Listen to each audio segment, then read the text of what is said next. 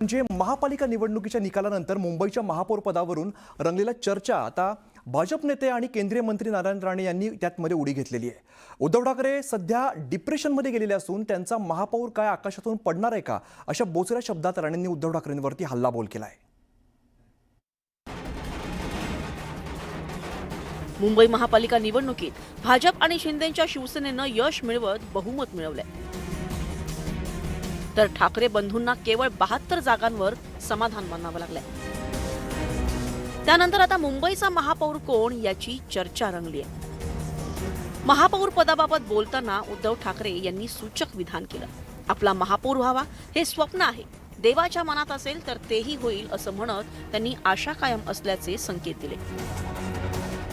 त्यावरून मुख्यमंत्री आणि त्यांच्यात वार पलटवार रंगल्याचं पाहायला मिळालं होतं। आपला महापौर व्हायला पाहिजे हे तर स्वप्न आहेच। बघू देवाच्या मनात असेल तर तेही होईल।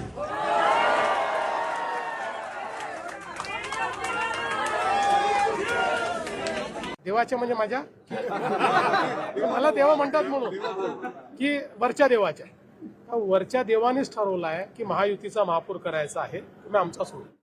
देवाची इच्छा असेल तर महापौर होईल। देवाचं म्हणजे देवाची मेवाची नाही। देवाची इच्छा असेल तर महापौर होईल। देवाचं म्हणजे देवाची मेवाची नाही। मुंबईच्या महापौर पदावरून रंगलेल्या चर्चेत आता भाजप नेते आणि केंद्रीय मंत्री नारायण राणे यांनी उडी घेतली आहे। देवावर हे झालं काय विसंबून राहिलं, देवाकडे हात जोडले ना आतापर्यंत देवासाठी। त्यामुळे उद्धव ठाकरे आता डिप्रेशन मध्ये गेलेला आहे आणि त्यामुळे तो जे बोलतोय ते वास्तव नाही आहे।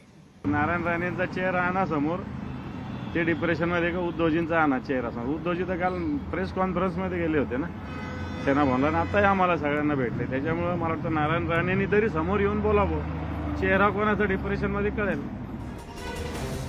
उद्धव ठाकरे आणि राज ठाकरे यांच्या युतीवरही नारायण राणेंनी निशाणा साधला। आता शिवसेना नावाला आहे फक्त, उद्धव ठाकरेची काय राहिलं नाही।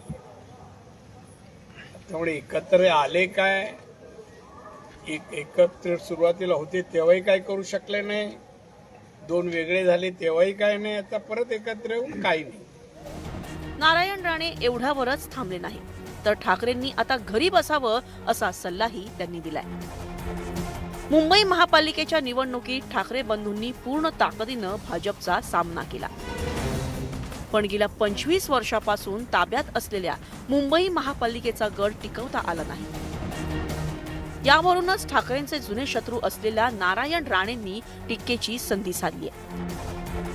आता ठाकरेंकडून यावर काय उत्तर येतंय याकडे सगळ्यांचं लक्ष लागलंय। Bureau report, news 18 Marathi.